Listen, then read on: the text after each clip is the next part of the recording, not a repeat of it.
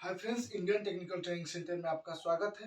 और आज हम बात करेंगे कि हमें कौन सा एसी लेना चाहिए, इन्वर्टर एसी लेना चाहिए कि नॉन इन्वर्टर एसी लेना चाहिए। तो ये सारी चीजें बात करेंगे हम कि हमको कौन सी एसी लेना चाहिए और इसमें अगर हम इन्वर्टर एसी ले रहे हैं तो इसमें क्या क्या फीचर आता है और नॉन इन्वर्टर लेते हैं तो क्या क्या फीचर आता है।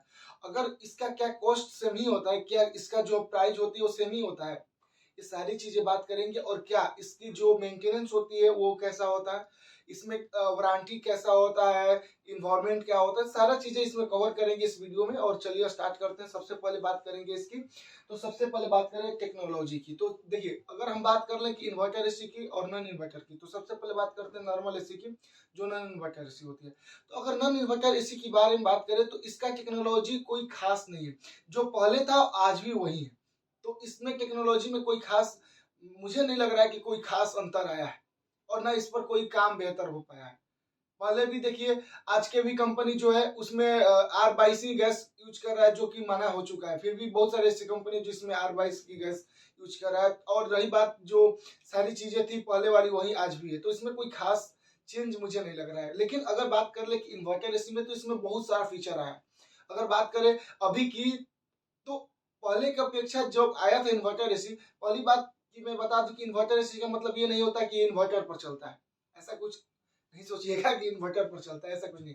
लेकिन अगर बात करें इसमें टेक्नोलॉजी की, तो बहुत अच्छा अच्छा ये टेक्नोलॉजी इसमें इसमें हमेशा चेंजिंग होता रहता है। अब जो अभी की आप देख रहे होंगे इन्वर्टर एसी, इसमें बहुत सारा अच्छा अच्छा फीचर है। जैसे कि बात कर लें, कोई भी प्रॉब्लम आता है तो सबसे पहले इंडिकेट हो जाता है। सबसे पहले क्या है कि एसी को बंद कर देता है, एसी चलता ही नहीं है। इसमें बहुत सारे सेंसर लगे होते हैं और सारे सेंसर इसमें कनेक्टेड होते हैं। जहां कहीं भी कुछ खराब हुआ वो वहीं पर रोक देंगे कि नहीं, हम चलेंगे नहीं भाई हम। लेकिन नॉन इन्वर्टर में ऐसा नहीं है, वो क्या है कि चलते रहता है, रोकते रहता है। कोई खास वजह होती है तभी जाकर वो रुकता है। तो उसमें बहुत सारे चीजें हो जाती है, जिससे क्या होता है कभी बहुत बड़ा बड़ा आपको, जैसे कि कंप्रेसर बहुत जल्दी खराब हो जाता है। तो वो चीजें कोई खास नहीं होता है। टेक्नोलॉजी में इसका बात करें तो बेहतर, मैं मुझे लगता है कि नॉन इन्वर्टर की अपेक्षा जो इन्वर्टर एसी है, इसका टेक्नोलॉजी नॉन इन्वर्टर की अपेक्षा बहुत ही ज्यादा बेहतर है। अब बात करेंगे लुक्स की, तो लुक्स में कोई खास चेंजिंग नहीं हुआ है, लुक्स में दोनों का सेम ही है। अगर बात करें इन्वर्टर की और नॉन इन्वर्टर की, तो दोनों की लुक्स सेम ही है। अगर हम लिख दिए नॉन इन्वर्टर और इन्वर्टर, इन्वर्टर की जगह इन्वर्टर जहां लिखा है उसको अगर हटा देंगे, तो दोनों में कोई खास अंतर नहीं रह जाएगा। इसमें ऐसा नहीं है कि कोई खास लुक देता है इन्वर्टर और नॉन इन्वर्टर, इसमें कोई खास लुक नहीं है, दोनों का सेम ही है। और दोनों, जैसे कि पहले आता था इन्वर्टर जब आया तो सबसे पहले स्प्लिट में आया, स्प्लिट एसी में आया, लेकिन अब विंडो में भी स्टार्ट हो गया है। और ये जो नॉन इन्वर्टर है ये तो विंडो और स्प्लिट दोनों आता ही आता है। तो इसमें कोई खास नहीं, लुक्स दोनों का बेहतर है। अब बात करेंगे इसकी स्पीड की। देखिए, स्पीड की बात करेंगे इन्वर्टर की, तो ये वेरिएबल स्पीड होता है इसका। लेकिन नॉन इन्वर्टर का जो नॉर्मल एसी होता है उसमें स्पीड इसका वेरिएबल नहीं होता। मतलब समझिए, यहाँ पर समझने की बात ये है कि जो नॉन इन्वर्टर एसी है, यानी कि नॉर्मल एसी है, ये क्या करता है कि स्टार्टअप ही हाई से लेता है। मतलब ये पूरी एनर्जी के साथ चलता है और तब तक एनर्जी उतने ही इफेक्ट के साथ चलता रहता है जब तक इसका, आपको जैसे कि मान लीजिए कि हमको 24 डिग्री सेल्सियस रूम में टेम्परेचर चाहिए, ठीक है। तो ये जब स्टार्टअप लेगा ना, तो एकदम हाई से स्टार्टअप लेता है और हाई से ही 24 पर आकर रुकता है और ये बंद हो जाता है।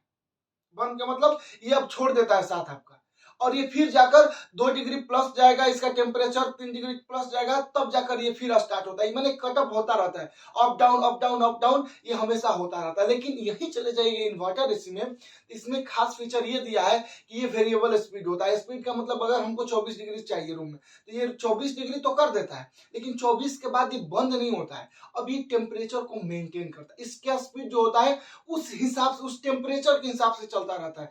जैसे कि जैसे ही थोड़ा सा स्पीड, मान लीजिए किसी रूम में थोड़ा सा ज्यादा टेम्परेचर हुआ, तो ये क्या करेगा, ये जो हमारा स्पीड वेरिएबल स्पीड है इन्वर्टर एसी का, ये क्या करेगा, उसको मेंटेन कर लेगा। यानी कि थोड़ा सा इफेक्ट, थोड़ा सा कूलिंग करेगा और इसको क्या करेगा, कंट्रोल कर लेगा। तो इस तरह से क्या होगा कि बार बार ये आप दिमाग से निकाल दो कि इन्वर्टर एसी का कभी बंद ही नहीं होता। इसका जो कंप्रेसर होता है कभी बंद नहीं होता है। आपको लगेगा कि ये बंद है, लेकिन ये कभी बंद नहीं होता है। तो ये खास है, ये खास फीचर इसको और बनाता है। जो इसकी स्पीड है ये वेरिएबल में आता है, जो इन्वर्टर एसी की। और बात कर ले कूलिंग की, तो बहुत लोग कहते हैं कि इन्वर्टर एसी ज्यादा कूलिंग करता है, नॉन इन्वर्टर कम करता है। ऐसा कुछ नहीं है।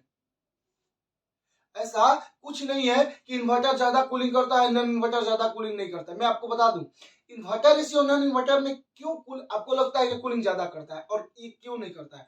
हालांकि दोनों का अंतर सेम ही होता है। देखिए वो अगर आपको 24 डिग्री चाहिए उसको भी 24, वो भी पूरा इफेक्ट के चलेगा। ये देखिए नॉन इन्वर्टर होता है जो हाई से चलता है। मतलब मान लीजिए कि हमको एक एसी में, मान लीजिए कि एक एसी नॉन इन्वर्टर है, नॉन इन्वर्टर एसी मतलब नॉन इन्वर्टर एसी है। तो अब जो नॉन इन्वर्टर एसी है यानी कि नॉर्मल एसी है, वो क्या करेगा, मान लीजिए कि इस एसी को 7 एम्पियर से चलना है, 7 एम्पियर से ये चल रहा है, तो इस 7 एम्पियर से स्टार्ट होता है। लेकिन इन्वर्टर एसी क्या होता है, वो 0 से स्टार्ट होता है। अब ये 7 से चल रहा है, इसको हमको चाहिए कितने, 24 डिग्री सेल्सियस, 24 डिग्री सेल्सियस चाहिए और ये 24 डिग्री सेल्सियस आ जाएगा। आ जाने के बाद ये बंद हो जाता है, नॉन इन्वर्टर एसी बंद हो जाता है। लेकिन इन्वर्टर एसी में जाइएगा तो 24 डिग्री आने के बाद भी वो चलता रहता है।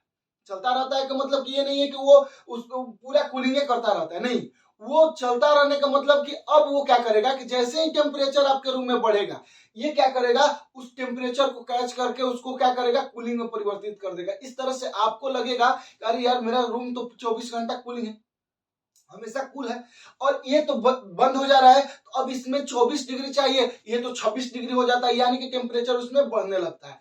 तो ये चीजें है, ये कूलिंग इफेक्ट आता है। ऐसा नहीं कि ये कम करता है वो बेसी करता है, दोनों का कूलिंग सेम ही होता है।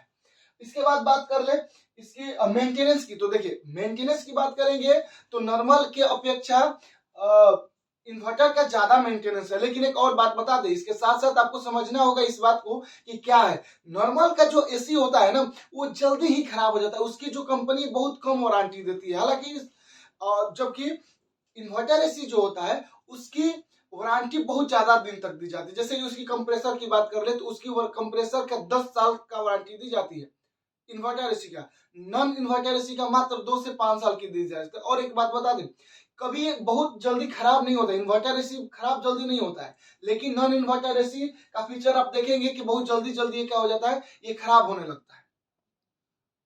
इसके बाद इसकी जो मेंटेनेंस चार्ज है, हालांकि मेंटेनेंस चार्ज की बात करें तो नॉर्मल जो एसी होता है उसका कम होता है अपेक्षा इन्वर्टर एसी का। इन्वर्टर एसी का मेंटेनेंस चार्ज थोड़ा ज्यादा है क्योंकि इसमें फीचर बहुत ज्यादा, जैसे कि इसमें डबल पीसी भी आता है, इसमें 5-5 सेंसर लगे रहते हैं, और इसकी जो गैस है वो हाई रेंज की गैस होती है, 32 होता है, 410 होता है, लेकिन इसमें 22 होता है।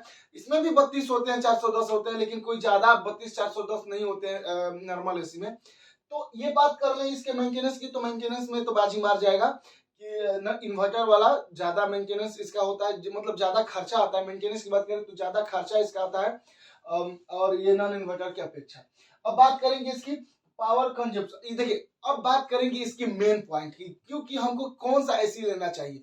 देखिए बात किया जाए कि पावर कंजम्पशन जो होता है ना, वो इन्वर्टर एसी से जो नॉर्मल एसी होता है, नॉर्मल जो एसी होता है वो क्या करता है, ज्यादा पावर लेता है। क्यों, क्योंकि वो ज्यादा स्पीड मतलब ज्यादा पावर, शुरू से लेकर अंत तक वही पावर लगाए रहता है, फिर बंद हो जाता है, फिर पावर से स्टार्ट होगा, फिर बंद होगा, फिर मतलब ये पूरा इफेक्ट डालता है।